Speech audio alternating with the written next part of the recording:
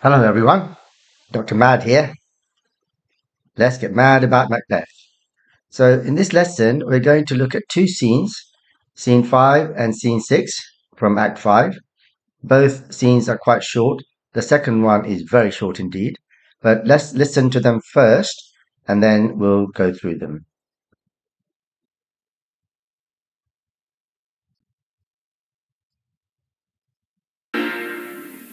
Hang out our banners on the outward walls.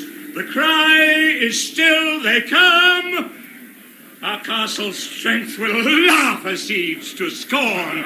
Here let them lie, till famine and the ague eat them up. Were they not forced with those that should be ours, we might have met them there, full beard to beard, and beat them backward home. Whence is that noise? 'Tis the cry of women, my good lord. I have almost forgot the taste of fears.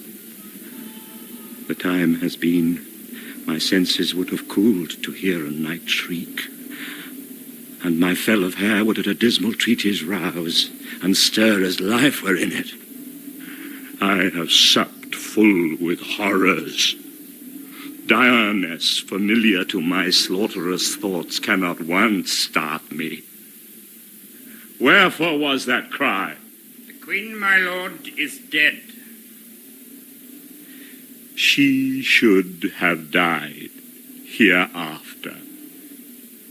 There would have been a time for such a word.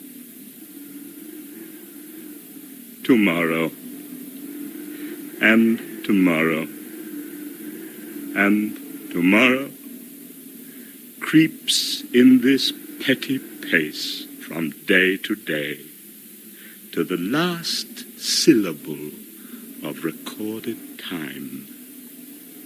And all our yesterdays have lighted fools the way to dusty death.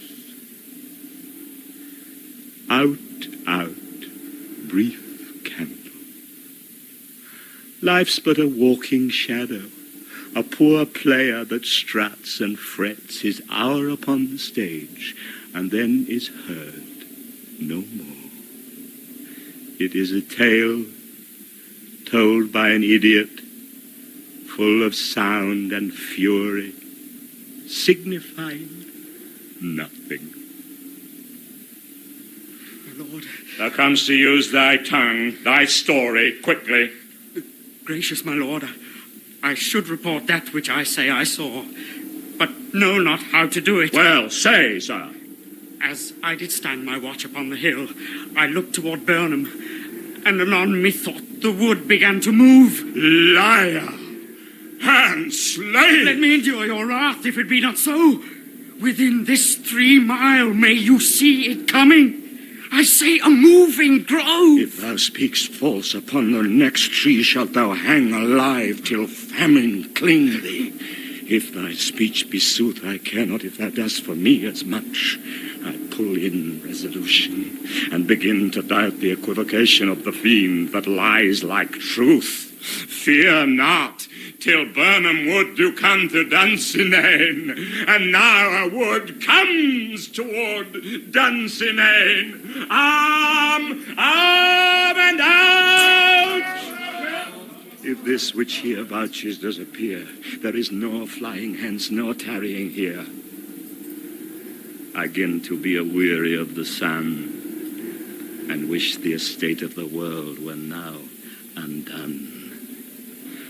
Ring the alarm bell, blow wind, come rack, at least we'll die with harness on our back.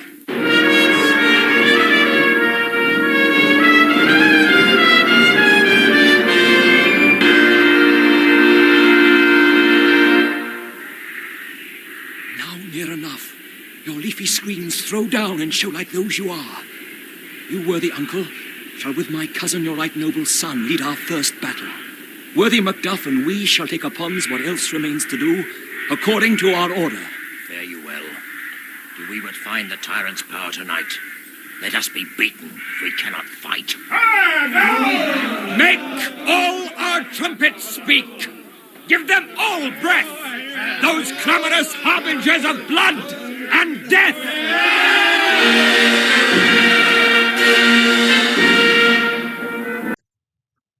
Okay, so let's go back to the beginning and go through the scenes. So, scene 5, news comes that Lady Macbeth is dead, and Macbeth responds with a soliloquy. Messenger says that Birnam Wood is moving. So, Macbeth is just talking to his soldiers and servants, saying, hang up the banners, their flags on the outer walls. And he's saying that the soldiers are still coming, the invading soldiers. But he says, our castle is strong. We will laugh at their siege. So remember, siege means when an invading force, they kind of camp outside the castle and they just wait in the hope that the people inside will starve to death or give up at some point.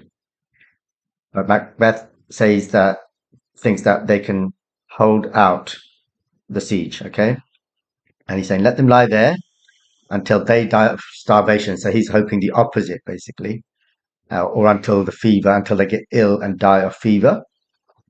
And he's saying that if they hadn't been joined by traitors on our side, so he's talking about the English are invading along with the Scottish who have taken their side, right?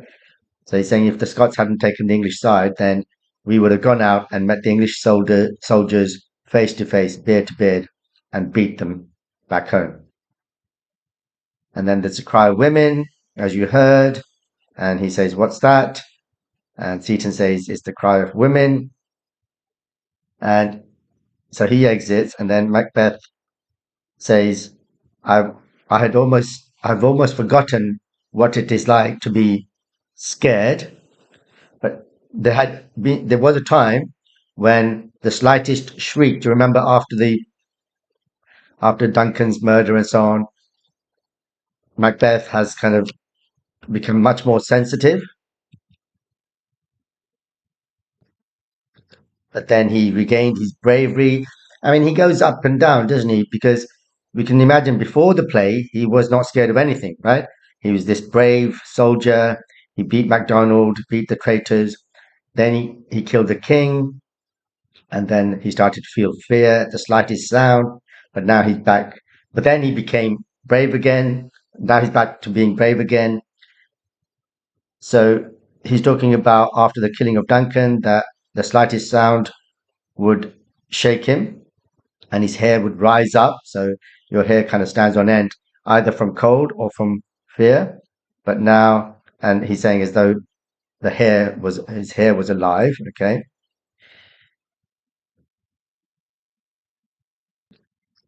Now, in case you're thinking that hair is alive because it's part of the human body, actually hair and nails are dead. Okay, that's why you can cut them without feeling pain.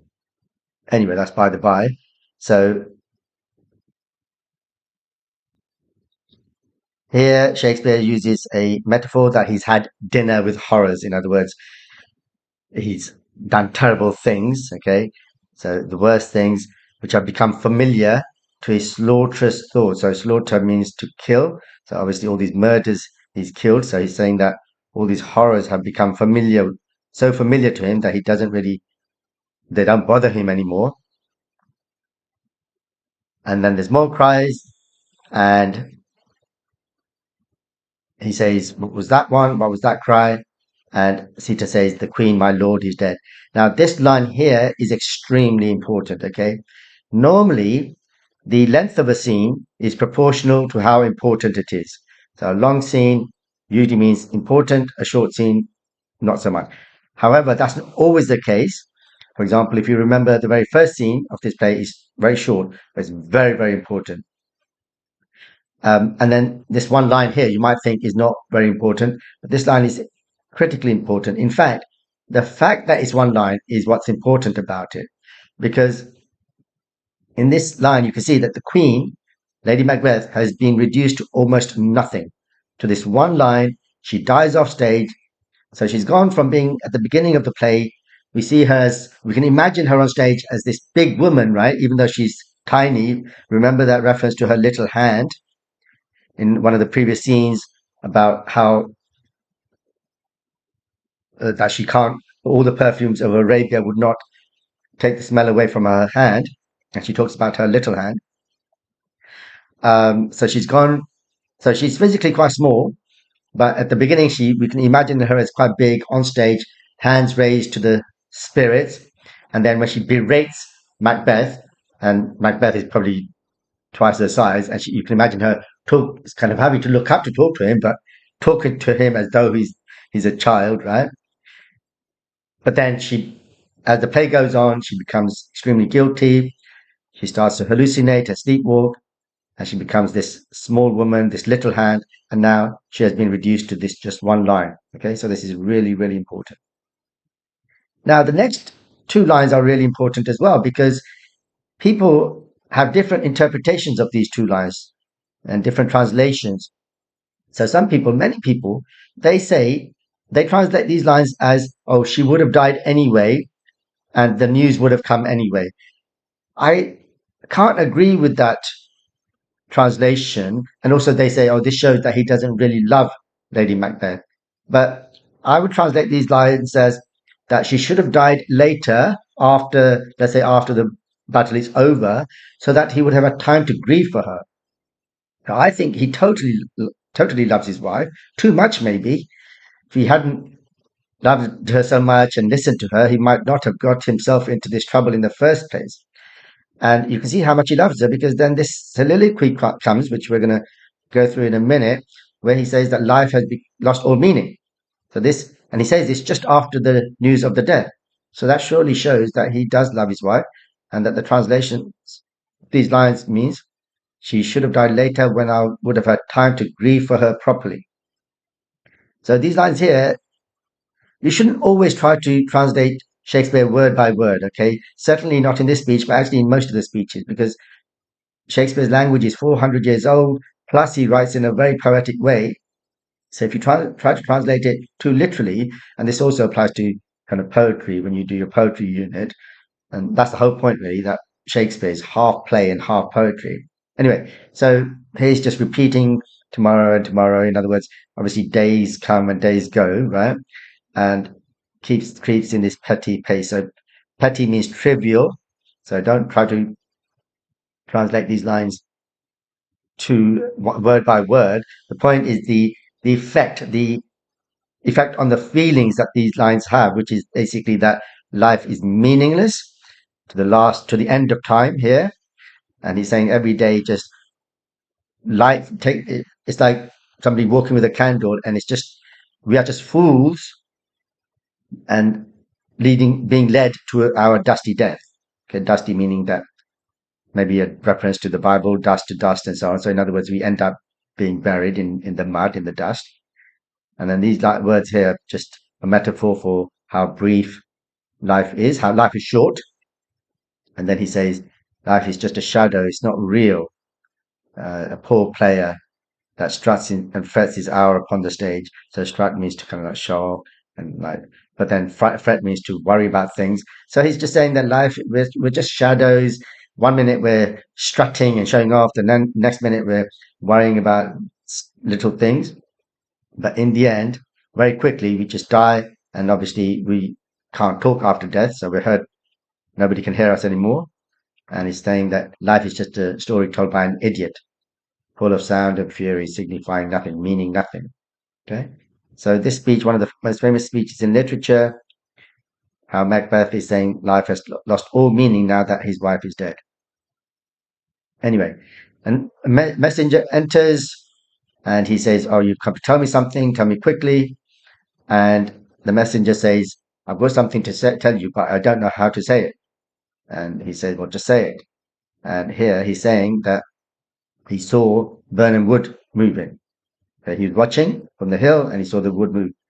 And Macbeth said liar and slave. So slave doesn't literally just mean slave. It's also just like a swear word. So he's berating his servant.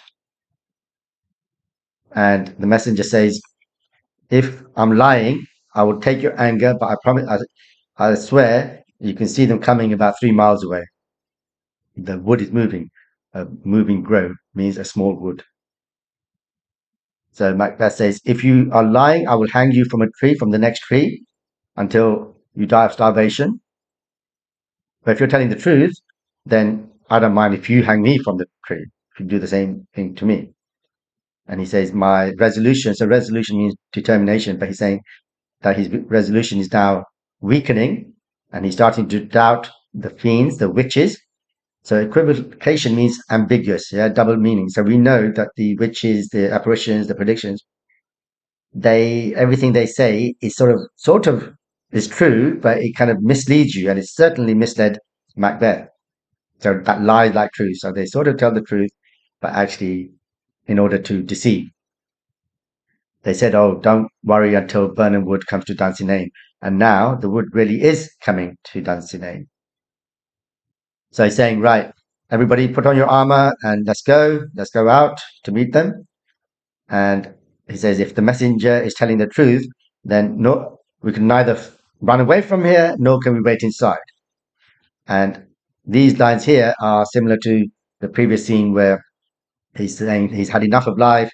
He's reached the autumn of life, the middle of life, midlife, and he's ready to die. I begin to be tired of the sun. It's just a metaphor that I am tired of life. And he says, I want the world to come to an end. I mean, he's very selfish, isn't he? That just because he's dead, he's accepted death, he wants the whole world to die. Ring the alarm bell, blow wind. So he's calling on nature to come and destroy. Rack means to destroy he wants the wind to come and destroy the world. At least we'll die with harness on our back. Okay, so here are your key quotations. So this is very, very important line. This is a metaphor, and then this is showing something. So I've been through these already. So can you answer these questions now? I did explain all of them in the previously. Pause the video now and try to answer these questions. And I'm going to move to the answer slide in 3 seconds. So 3, 2, 1, and moving to the answer slide. So there you go. So this is extremely important, yes? And there's the answer to these questions here. If you struggled with those, please do watch the video again until you can answer these questions without thinking. And then this tiny, very short scene. So this is just battle preparations. It's not very important. So Malcolm is saying, oh, we can throw away the trees now.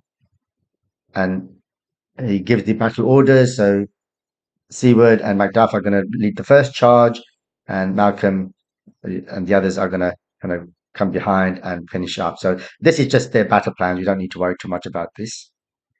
And Seward says, okay, good luck to you, and we will meet Macbeth tonight. And if we fight badly, then let us be beaten. Obviously, he's just